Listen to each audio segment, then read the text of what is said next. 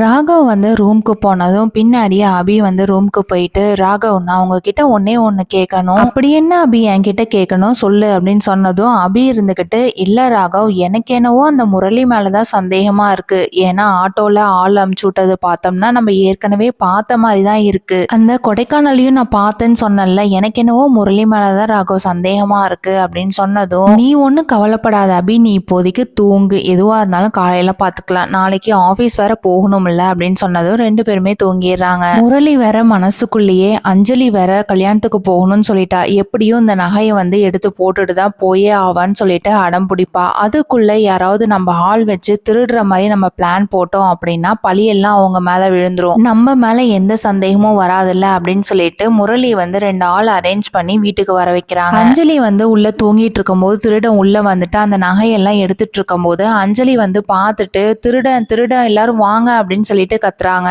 ராகவும் ஆகாஷும் அந்த திருடனை புடிச்சு பயங்கரமா புடிச்சு அடிக்கிறாங்க. இது யாரா இருக்கும், எதுக்காகடா நீங்க ரெண்டு பேரும் இங்க உள்ள வந்தீங்க அப்படின்னு சொன்னதும் அவங்க ரெண்டு பேரும் வந்து இந்த வீட்டுலதான் அந்த ஆள் இருக்காங்க அப்படின்னு சொல்லிட்டு முரளியை காமிக்கிறாங்க. இதை பார்த்ததும் பயங்கரமா அதிர்ச்சி ஆயிடுது எல்லாத்துக்குமே. அஞ்சலி வந்து என்னோட வீட்டுக்காரர்லாம் இந்த மாதிரிலாம் பண்ண மாட்டாரு, தேவையில்லாம பழி போடாதீங்க அப்படின்னு சொன்னதும் முரளி வந்து மனசுக்குள்ளேயே அப்பாடா அஞ்சலி இருக்கிற வரைக்கும் நம்மளுக்கு எந்த பிரச்சனையும் இல்லை அப்படின்ற மாதிரி நினைக்கிறாங்க. அபி ராகவ் பிடிச்சவங்க இந்த வீடியோக்கு மறக்காம லைக் போட்டுக்கோங்க. தேங்க்யூ.